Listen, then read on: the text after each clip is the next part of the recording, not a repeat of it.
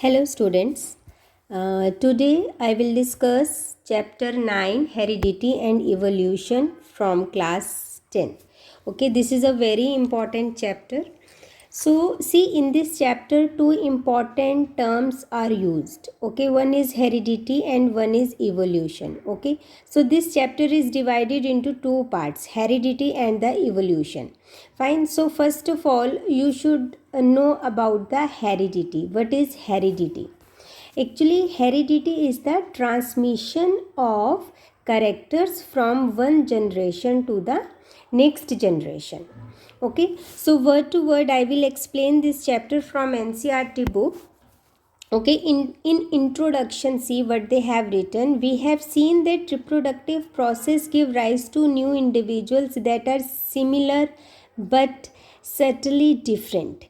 Mean individuals which are produced by reproductive process, okay, they are similar but subtly different mean minor changes are there.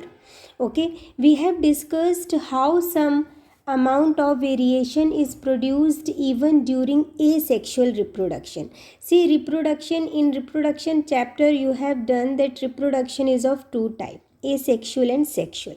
So variation will take place in both. Okay, but in asexual reproduction less variation will take place. Why? Because only one parent is involved in asexual reproduction. So genetic material of only one parent is involved for the production of the individual, and the number of successful variation are maximized by the process of sexual reproduction. So sexual reproडक्शन में variation जो है वो ज़्यादा होंगी in comparison to asexual, क्योंकि asexual reproduction में तो one parent involve है और सेक्सुअल रिप्रोडक्शन में टू पेरेंट्स इन्वॉल्व हैं. फाइन, तो टू पेरेंट्स इन्वॉल्व हैं तो जेनेटिक मटेरियल जो यंग वन में आएगा वो दो पेरेंट्स से आएगा, तो इसलिए उसमें जो वेरिएशन है वो ज़्यादा होंगी. अगर हम now see what is written, if we observe a field of sugar cane we find very little variation among the individual plants. अगर हम एक शुगर केन की फील्ड देखते हैं, गन्ना, ओके, तो हम क्या देखेंगे कि सभी के सभी जो शुगर केन है वो हमें एक जैसे देखने में लगेंगे. क्यों?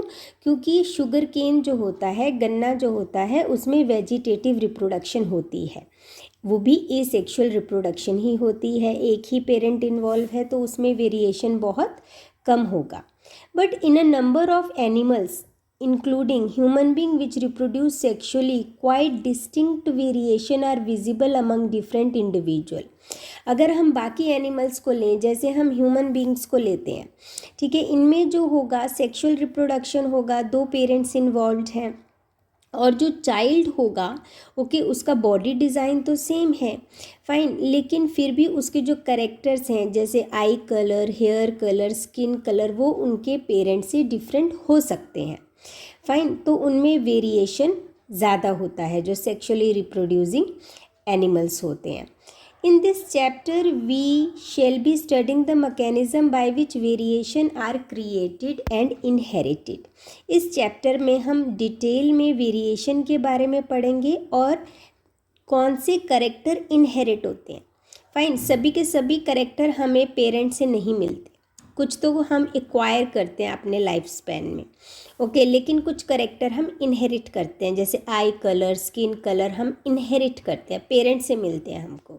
लेकिन like the body of an individual is muscular, okay, जैसे रेसलर्स की बॉडी मस्कुलर होती है तो वो एक्वायर की जाती है, ठीक है, वो एक्सरसाइज करेगा इंडिविजुअल तभी वो मस्कुलर बॉडी एक्वायर करेगा. फाइन, तो दो तरह के ट्रेट्स पढ़ेंगे इस चैप्टर में हम. The long-term consequences of the accumulation of variation are also an interesting point to be considered. Okay, बहुत long term consequences होते हैं, जो वेरिएशन होती है, जो चेंज होती है इंडिविजुअल में, वो accumulate होती है. मान लो A और B दो पेरेंट हैं, ओके, उन्होंने C इंडिविजुअल बनाया, C ने D के साथ रिप्रोड्यूस करके E इंडिविजुअल बनाया, E ने F के साथ रिप्रोड्यूस करके G बनाया.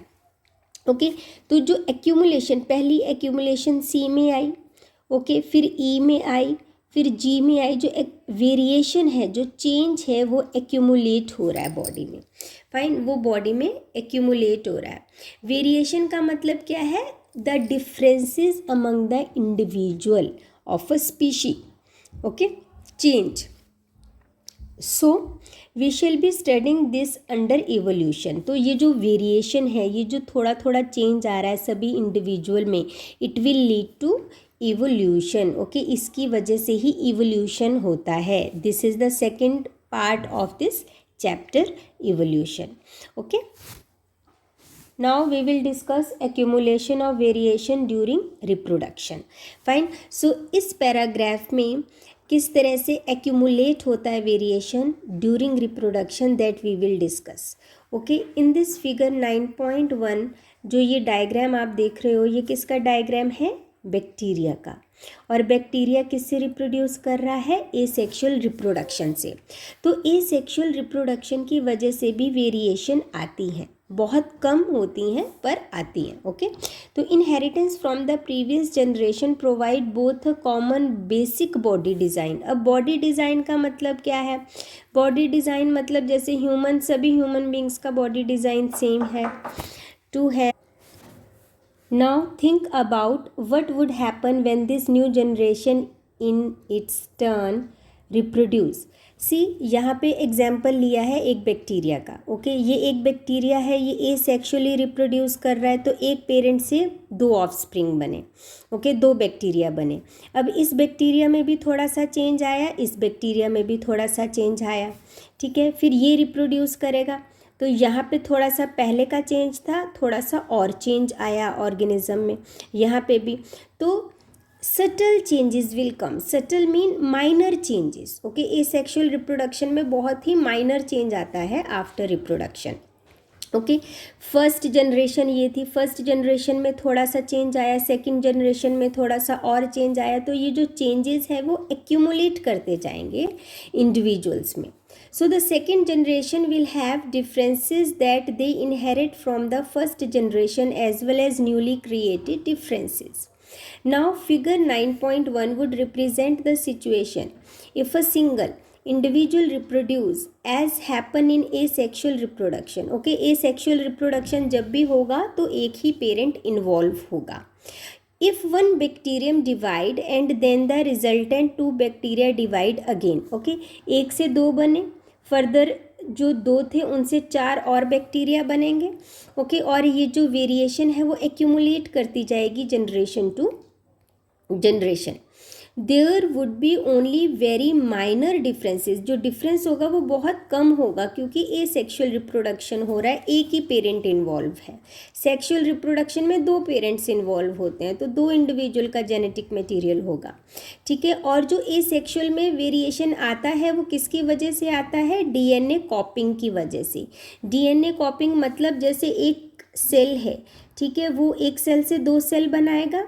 ठीक है, तो ये डीएनए कहाँ प्रेजेंट होता है? ये न्यूक्लियस में प्रेजेंट होता है। ठीक है, तो उस डीएनए को अपनी एक और कॉपी बनानी पड़ेगी ताकि दोनों सेल को बराबर डीएनए मिल जाए। अगर एक भी सेल को कम ज़्यादा डीएनए मिलेगा तो एबनॉर्मेलिटीज़ आएंगी और वो इंडिविजुअल सर्वाइव नहीं कर पाएगा। ओके, तो डीएनए कॉपिंग होती है जब सेल डिवाइड करेगा। तो जो एसेक्सुअल रिप्रोडक्शन होती है वो माइटोसिस, माइटोसिस एक टाइप है डिवीजन की, इस टाइप से एसेक्सुअल रिप्रोडक्शन होता है। However, if sexual reproduction is involved, even greater diversity will be generated, as we will see when we discuss the rules of inheritance. इसमें कुछ rules of inheritance हैं, वो भी हम discuss करेंगे further.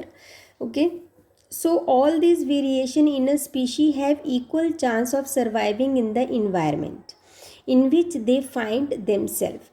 तो ये जितने भी वेरिएशन इंडिविजुअल में आ रहे हैं उसकी वजह से क्या होता है? इंडिविजुअल उस चेंजिंग इन्वायरमेंट में सरवाइव कर सकता है। लेकिन ये ज़रूरी नहीं है कि सभी के सभी चेंजेस जो इंडिविजुअल में आ रहे हैं वो उसको सरवाइव करने में हेल्प करें। ओके, कुछ चेंजेस, मान लो कि एक ये बैक्टीरिया है, इसमें जो चेंज आया ओके वो इसको हेल्प नहीं कर रहा है सरवाइव करने में। जैसे एक पॉन्ड में ये सारे के सारे बैक्टीरिया रहते हैं, ठीक है, उस पॉन्ड वाटर का पानी जो है ग्लोबल वार्मिंग की वजह से काफ़ी गर्म हो गया है, ठीक है, उसका टेम्परेचर हाई हो गया है। लेकिन ये वाला जो बैक्टीरिया है उसमें जो चेंजेस आए हैं वो उसको हेल्प नहीं कर रहे हैं for the survival in high temperature. Okay, so this bacteria will die. But ये जो बैक्टीरिया है, ओके, इसमें जो वेरिएशन आया है उसकी वजह से वो सर्वाइव कर सकता है। दैट्स वाई वी से variation is good for species not for individual. मतलब किसी इंडिविजुअल में कुछ वेरिएशन आता है तो ज़रूरी नहीं है कि वो उसको हेल्प कर रहा है सर्वाइवल में, that individual may die. Okay, लेकिन कुछ जो वेरिएंट्स होंगे उस स्पीशी में वो सर्वाइव करेंगे, इसीलिए जो स्पीशी है वो एग्जिस्ट करेगी in this world. Okay, it will not extinct. Okay, so depending on the nature of variation different individuals would have different kind of advantages. Bacteria that can withstand heat will survive better in a heat wave, as we have discussed earlier. Selection of variant by environmental factor form the basis for evolutionary processes, as we will discuss in later section.